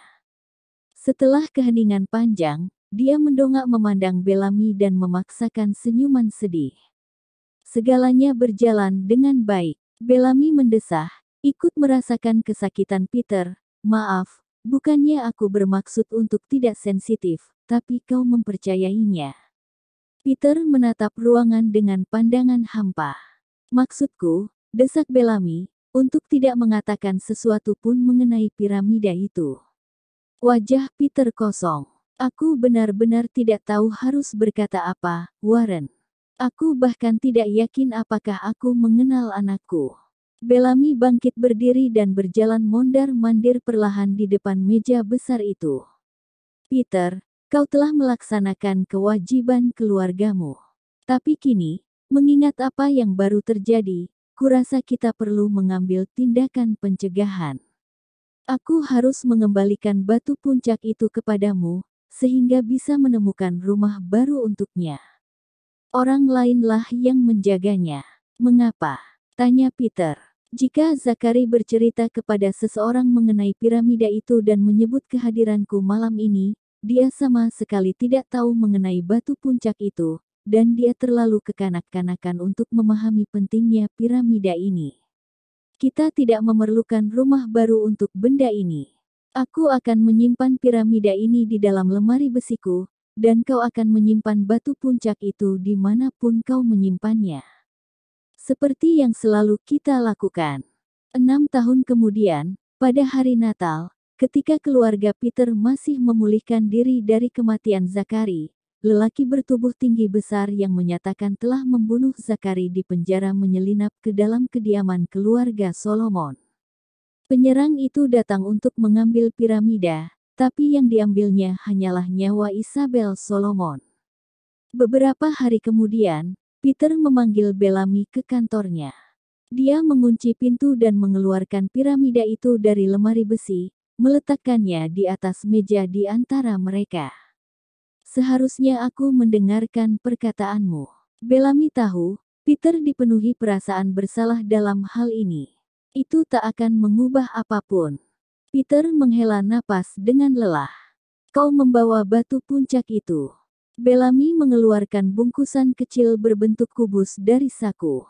Kertas coklat pudar itu diikat dengan benang pintal dan disegel lilin dengan cincin Solomon. Bellamy meletakkan bungkusan itu di meja. Dia tahu, malam ini kedua bagian piramida Mason itu lebih dekat satu sama lain daripada yang seharusnya. Cari orang lain untuk menjaganya. Jangan katakan siapa orangnya. Peter mengangguk. Dan aku tahu di mana kau bisa menyembunyikan piramida itu, ujar Bellamy. Dia menceritakan sub ruang gedung Capitol kepada Peter. Tidak ada tempat di Washington yang lebih aman daripada tempat itu. Bellamy ingat bahwa Peter langsung menyukai ide itu, karena secara simbolis rasanya layak untuk menyembunyikan piramida itu di jantung simbolis bangsa. Khas Solomon, pikir Bellamy. Tetap idealis, bahkan di saat krisis. Kini, 10 tahun kemudian, ketika Bellamy didorong dalam keadaan buta melewati perpustakaan Kongres, dia tahu krisis malam ini masih jauh dari berakhir. Dia kini juga tahu siapa yang dipilih Peter untuk menjaga batu puncak itu, dan dia berdoa kepada Tuhan agar Robert Langdon layak menerima tugas itu. Bab 62. Aku berada di bawah Second Street. Mata Langdon tetap terpejam rapat ketika ban berjalan bergemuruh melewati kegelapan menuju gedung Adam. Ia berupaya sebaik mungkin untuk tidak membayangkan bertonton tanah di atas kepala dan lorong sempit yang kini menjadi perjalanannya. Dia bisa mendengar Catherine bernapas beberapa meter di atasnya, tapi sejauh ini perempuan itu belum mengucapkan sepatah kata pun. Dia terguncang. Langdon tidak ingin menceritakan tangan terpenggal Peter kepadanya. Harus Robert. Dia perlu tahu. Catherine. Panggil Langdon pada akhirnya tanpa buka mata. Kau baik-baik saja. Suara gemetar tak berwujud menjawab dari suatu tempat di atasnya. Robert, piramida yang kau bawa. Milik Peter bukan? Ya, jawab Langdon. Muncul keheningan panjang. Kurasa, piramida itulah yang menyebabkan terbunuhnya ibuku. Langdon sangat tahu bahwa Isabel Solomon dibunuh 10 tahun yang lalu, tapi dia tidak tahu detail-detailnya, dan Peter tidak pernah menyebut apa-apa soal piramida. Kau bicara apa? Suara Catherine dipenuhi emosi ketika dia menceritakan kejadian-kejadian mengerikan malam itu, bagaimana lelaki bertato itu menyelinap ke dalam kediaman mereka. Sudah lama sekali, tapi aku tidak pernah lupa bahwa dia menuntut sebuah piramida. Katanya, dia mendengar tentang piramida itu di penjara, dari keponakanku Zakari, tepat sebelum dia membunuhnya. Langdon mendengarkan dengan takjub. Tragedi di dalam keluarga Solomon nyaris terlalu sulit untuk dipercaya. Catherine melanjutkan, mengatakan dia selalu percaya penyerang itu terbunuh malam itu, sampai lelaki yang sama ini muncul kembali hari ini, berpura-pura menjadi psikiater Peter dan membujuk Catherine ke rumahnya. Dia mengetahui hal-hal privat tentang kakakku, kematian ibuku, dan bahkan pekerjaanku, katanya dengan cemas, hal-hal yang hanya bisa diketahuinya dari kakakku. Jadi aku mempercayainya, dan begitulah caranya masuk ke dalam Smithsonian Museum Support Center. Catherine menghela napas panjang dan bercerita bahwa dia hampir yakin kalau lelaki itu sudah menghancurkan labnya malam ini. Langdon mendengarkan dengan sangat terkejut. Selama beberapa saat, keduanya berbaring dalam keheningan di atas ban yang bergerak. Langdon tahu, dia punya kewajiban untuk menceritakan semua berita mengerikan malam ini kepada Catherine. Dia memulainya perlahan-lahan. Selembut mungkin dia bercerita bagaimana kakak Catherine itu mempercayakan sebuah bungkusan kecil kepadanya bertahun-tahun lalu, bagaimana Langdon tertipu sehingga membawa bungkusan itu ke Washington malam ini, dan akhirnya dia bercerita mengenai tangan Peter yang ditemukan di rotunda gedung Capitol. Reaksi Catherine adalah keheningan yang memekakkan telinga. Langdon bisa tahu kalau perempuan itu terguncang, dan dia berharap bisa menjulurkan tangan dan menghiburnya. Tapi, berbaring memanjang di dalam kegelapan sempit menjadikan hal itu mustahil. Peter baik-baik saja, bisiknya. Dia masih hidup, dan kita akan mendapatkannya kembali. Langdon mencoba memberi Catherine harapan. Catherine, penculiknya berjanji akan mengembalikan kakakmu dalam keadaan hidup. Asalkan aku memecahkan kode piramida itu untuknya. Catherine tetap diam. Langdon bicara terus. Dia bercerita tentang piramida batu, ciper mason, batu puncak tersegel, dan tentu saja pernyataan Bellamy bahwa piramida ini sesungguhnya piramida Mason, suatu legenda.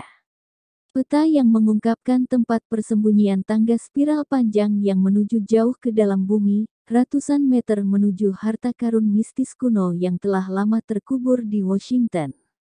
Akhirnya Catherine bicara, tapi suaranya datar dan tanpa emosi. Robert, buka matamu. Buka mataku. Langdon tidak ingin, bahkan sedikit pun melihat betapa sesak ruangan ini sesungguhnya. Robert, teriak Catherine. Kini suaranya mendesak. Buka matamu. Kita sudah sampai. Mata Langdon langsung terbuka ketika tubuhnya melewati lubang yang serupa dengan lubang yang mereka masuki di ujung yang satunya. Catherine sudah turun dari ban berjalan. Diangkatnya tas Langdon dari ban berjalan ketika lelaki itu mengayunkan kaki ke pinggiran dan melompat turun ke lantai tepat pada waktunya, sebelum ban berjalan itu berbelok dan kembali menuju tempat asal kedatangannya. Ruangan di sekeliling mereka adalah ruang sirkulasi yang sangat menyerupai ruangan tempat asal mereka tadi di gedung yang satunya. Sebuah papan tanda bertuliskan Gedung Adams, Ruang Sirkulasi 3. Langdon merasa seakan baru saja muncul dari semacam kamar kelahiran bawah tanah. Dilahirkan kembali. Dia langsung menoleh kepada Catherine. Kau baik-baik saja. Mata Catherine merah, dan jelas dia habis menangis, tapi dia mengangguk dengan tegas dan tabah. Dia mengambil tas bahu Langdon dan membawanya melintasi ruangan tanpa mengucapkan sepatah kata pun. Lalu diletakkannya tas itu di atas meja yang berantakan. Dia menyalakan lampu halogen di meja, menarik resleting tas, membuka lebar-lebar kedua sisi tas, dan mengintip ke dalam. Piramida granit itu nyaris tampak sederhana di dalam cahaya lampu halogen jernih. Catherine menelusurkan jari-jari tangannya pada ukiran ciper mason itu, dan Langdon merasakan emosi yang mendalam bergejolak di dalam tubuh perempuan itu. Perlahan-lahan Catherine merogoh tas dan mengeluarkan bungkusan berbentuk kubus. Dia mengangkatnya ke bawah lampu, menelitinya dengan cermat. Seperti yang bisa kau lihat, ujar Langdon pelan, segel lilinnya dicap timbul dengan cincin mason Peter. Katanya, cincin ini digunakan untuk menyegel bungkusan itu lebih dari seabad yang lalu. Catherine diam saja. Ketika kakakmu mempercayakan bungkusan itu kepadaku, kata Langdon, dia mengatakan isi bungkusan akan memberiku kekuatan untuk menciptakan keteraturan dari kekacauan. Aku tidak begitu yakin apa artinya, tapi menurutku batu puncak itu mengungkapkan sesuatu yang penting, karena Peter bersikeras agar benda itu tidak jatuh ke tangan yang keliru. Mr. Bellamy baru saja mengatakan hal yang sama kepadaku, mendesakku untuk menyembunyikan piramida dan tidak membiarkan seorang pun membuka bungkusan itu. Kini Catherine menoleh, tampak marah.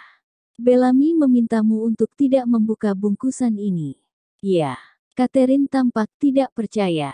Tapi kau bilang batu puncak ini satu-satunya cara untuk memecahkan kode piramida bukan? Ya, mungkin. Suara Catherine kini meninggi. Dan kau bilang kau diperintahkan untuk memecahkan kode piramida. Itu satu-satunya cara untuk mendapatkan Peter kembali bukan? Langdon mengangguk. Kalau begitu, Robert, mengapa kita tidak membuka bungkusan ini dan memecahkan kode benda ini sekarang juga? Langdon tidak tahu harus menjawab apa. Catherine, reaksiku sama persis. Akan tetapi, menurut Bellamy, menjaga keutuhan rahasia piramida ini lebih penting daripada segalanya, termasuk nyawa kakakmu. Raut wajah cantik Catherine mengeras, dan dia menyelipkan rambut ke belakang telinga. Ketika dia bicara, suaranya penuh tekad. Piramida batu ini, apapun itu, telah mengorbankan seluruh keluargaku.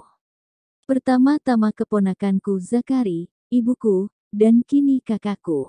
Dan harus kau akui Robert, jika malam ini kau tidak menelepon untuk memperingatkanku, Langdon bisa merasakan dirinya terperangkap antara logika Catherine dan desakan mantap Bellamy.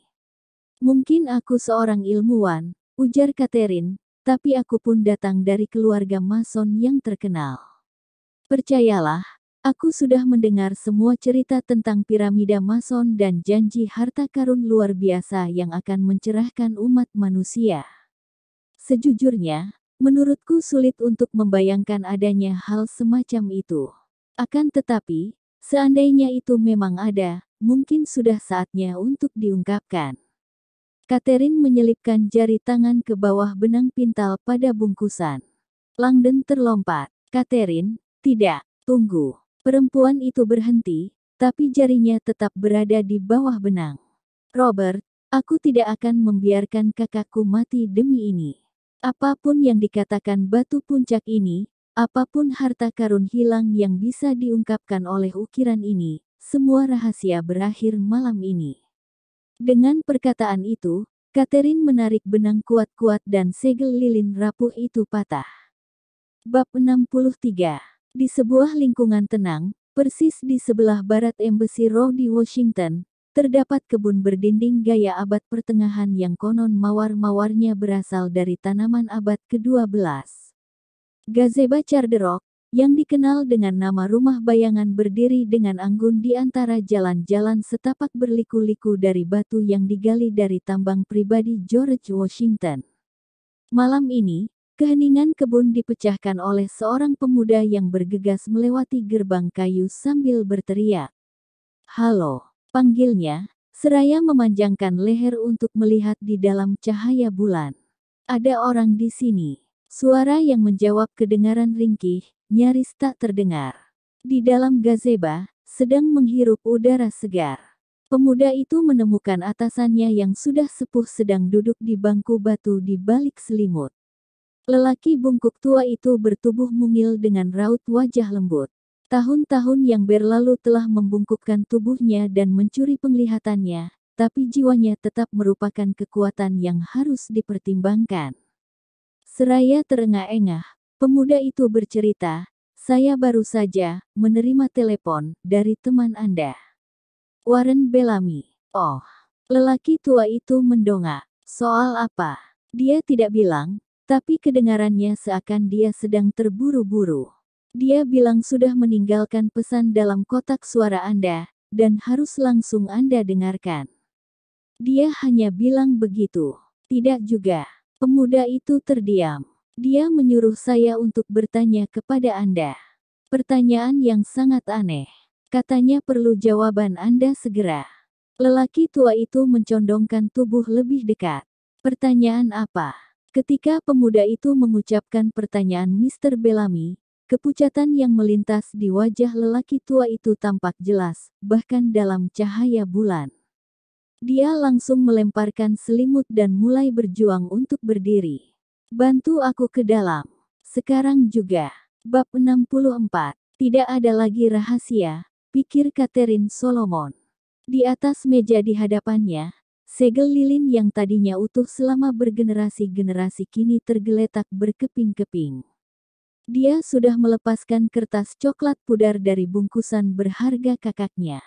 Di sampingnya, Langdon jelas tampak tidak nyaman. Dari dalam kertas, Catherine mengeluarkan kotak kecil dari batu kelabu.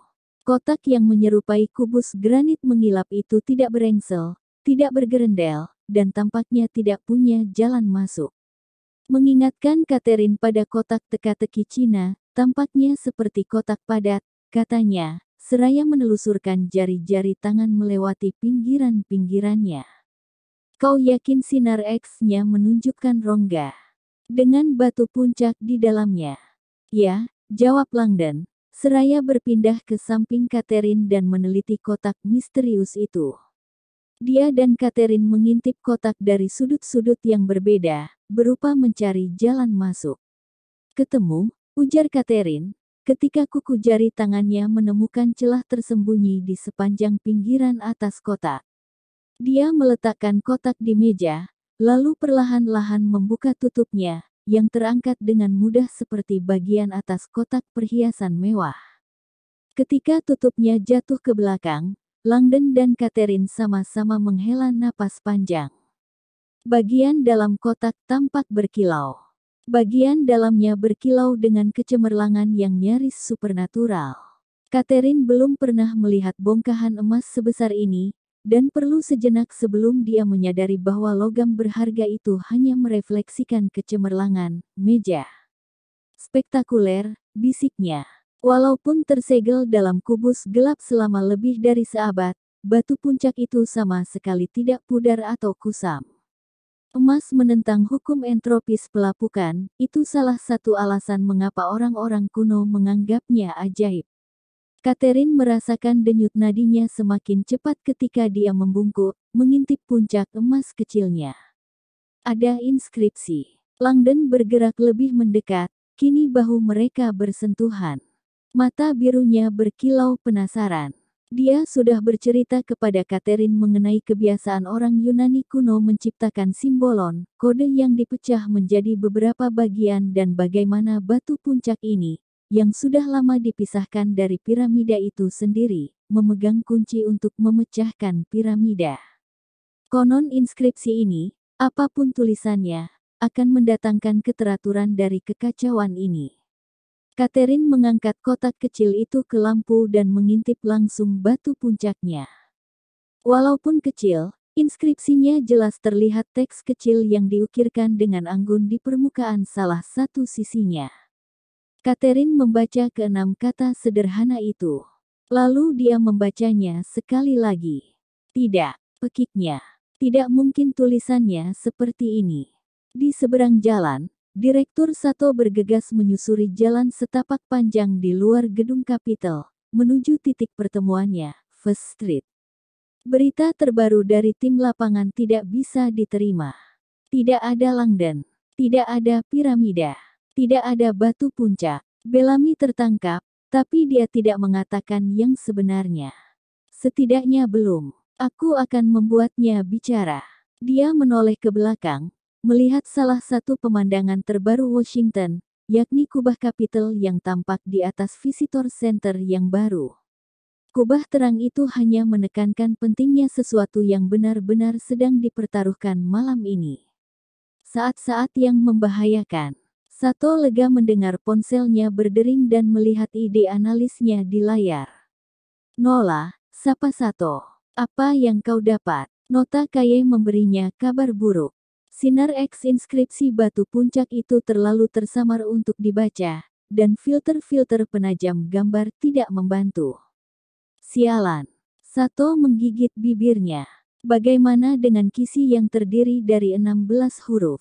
Masih saya upayakan, jawab Nola, tapi sejauh ini saya belum menemukan skema penyandian kedua yang bisa diaplikasikan. Saya menyuruh komputer mengacak huruf-huruf dalam kisi dan mencari apapun yang bisa diidentifikasi, tapi kemungkinannya lebih dari 20 triliun. Tetap kerjakan. Laporkan kepadaku. Sato menutup telepon, memberengut. Harapannya untuk memecahkan kode piramida dengan hanya menggunakan foto dan sinar X memudar dengan cepat. Aku perlu piramida dan batu puncak itu, dan aku kehabisan waktu. Sato tiba di First Street persis ketika sebuah mobil SUV Escalade hitam dengan jendela-jendela gelap meraung melintasi garis kuning ganda dan berhenti di hadapannya, di tempat pertemuan mereka. Seorang agen keluar. Sudah ada kabar soal Langdon. Desak Sato. Kemungkinannya tinggi, ujar lelaki itu tanpa emosi. Bantuan baru saja tiba. Semua pintu keluar perpustakaan dikepung. Kita bahkan mendapatkan pendukung dari udara. Kita akan mengguyurnya dengan gas air mata, dan dia tidak akan bisa lari kemana-mana. Dan Bellamy terikat di kursi belakang. Bagus. Bahu Sato masih terasa sakit. Agen itu menyerahkan sebuah kantong plastik ziplock yang berisi ponsel, kunci-kunci, dan dompet milik Bellamy. Tidak ada lagi yang lain. Tidak maaf. Agaknya piramida dan bungkusannya masih bersama Langdon. Oke, ujar Sato. Bellamy mengetahui banyak hal yang tidak diceritakannya. Aku ingin menanyainya secara pribadi. Ya maaf. Kelangeli. Kalau begitu, Sato menghela napas panjang dan mondar-mandir sejenak di samping SUV. Ada protokol-protokol ketat yang mengatur interogasi warga sipil Amerika Serikat. Menanyai Bellamy sangatlah ilegal jika dilakukan di Langley bersama video dan saksi-saksi, pengacara-pengacara, dan seterusnya, dan seterusnya. Titik titik titik. Jangan Langley, katanya seraya berusaha memikirkan suatu tempat yang lebih dekat dan lebih privat. Agen itu diam saja, berdiri siaga di samping SUV yang mesinnya mati, menunggu perintah. Sato menyalakan sebatang rokok, mengisapnya dalam-dalam dan menunduk memandangi kantong ziplock berisi barang-barang Bellamy. Dia memperhatikan gantungan kunci yang menyertakan sebuah kunci elektronik berhias 4 huruf USBG. Tentu saja, Sato mengetahui gedung pemerintah yang bisa diakses dengan kunci itu. Gedungnya dekat sekali, dan sangat privat pada jam seperti ini. Dia tersenyum dan mengantongi kunci itu. Sempurna. Ketika menyebutkan kepada agen itu kemana dia ingin membawa Bellamy, Sato mengharapkan munculnya keterkejutan. Tapi lelaki itu hanya mengangguk dan membukakan pintu penumpang untuknya. Tatapan dingin lelaki itu tidak mengungkapkan sesuatu pun. Sato menyukai orang-orang yang profesional. Langdon berdiri di ruang bawah tanah gedung Adams, dan dengan tidak percaya menatap kata-kata yang terukir anggun di permukaan batu puncak emas itu. Hanya begitu bunyinya. Di sampingnya, Catherine memegangi batu puncak itu di bawah lampu dan menggeleng. Pasti ada lebih banyak lagi, desaknya. Suaranya terdengar kecewa. Inikah yang dilindungi oleh kakakku selama bertahun-tahun ini? Langdon harus mengakui bahwa dia kebingungan.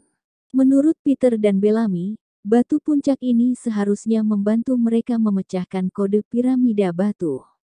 Sehubungan dengan pernyataan mereka itu, tadinya Langdon mengharapkan sesuatu yang bisa dijelaskan dan membantu. Ini lebih tepat jika disebut sebagai sesuatu yang sudah jelas dan tidak berguna. Sekali lagi dia membaca keenam kata yang terukir halus di permukaan batu puncak. The secret hides within the order, artinya rahasianya tersembunyi di dalam ordo. Sekilas pandang, inskripsi itu tampaknya menyatakan sesuatu yang sudah jelas, bahwa huruf-huruf pada piramida itu tidak beraturan, dan rahasianya adalah menemukan urutan yang tepat. Akan tetapi tulisan ini, selain sudah jelas, tampak mustahil karena alasan lain. Kata the dan order ditulis dengan huruf besar, ujar Langdon. Catherine mengangguk hampa. Sudah kulihat, rahasianya tersembunyi di dalam ordo. Langdon hanya bisa memikirkan satu implikasi logisnya. Agaknya ordo mengacu pada ordo Mason. Aku setuju, ujar Catherine, tapi itu masih tidak membantu. Tidak menjelaskan sesuatu pun kepada kita. Langdon harus mengiyakan. Bagaimanapun, seluruh cerita mengenai piramida Mason berpusar di sekeliling rahasia yang tersembunyi di dalam ordo Mason. Robert, bukankah kau bilang menurut kakakku batu puncak ini akan memberimu kekuatan untuk melihat order, yakni keteraturan, padahal yang lain hanya melihat kaos, yakni kekacauan. Langdon mengangguk dengan frustrasi. Untuk kedua kalinya malam ini, Robert Langdon merasa tidak layak. Bab 65. Setelah selesai menangani pengunjung tak terduganya, yaitu seorang petugas keamanan perempuan dari Private Security, malah memperbaiki cat pada jendela di tempat perempuan tadi mengintip ruang kerja sucinya.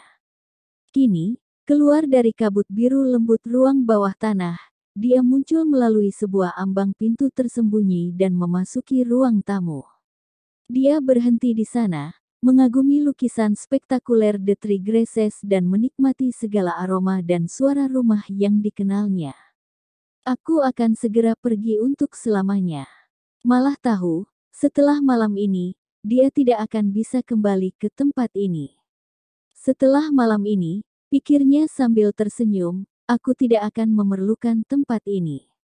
Dia bertanya-tanya apakah Robert Langdon sudah memahami kekuatan sejati piramida itu. Atau pentingnya peranan yang dipilihkan takdir untuknya.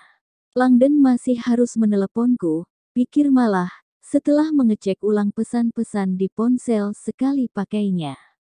Sekarang pukul 10:02 malam. Langdon punya waktu kurang dari 2 jam. Malah menaiki tangga, menuju kamar mandi marmer Italianya, menyalakan pancuran air panas, dan membiarkan airnya memanas. Secara sistematis dia melepas pakaian, bersemangat memulai ritual pembersihan. Dia minum 2 gelas air untuk menenangkan perut keroncongannya. Lalu dia berjalan menuju cermin setinggi badan dan mengamati tubuh telanjangnya.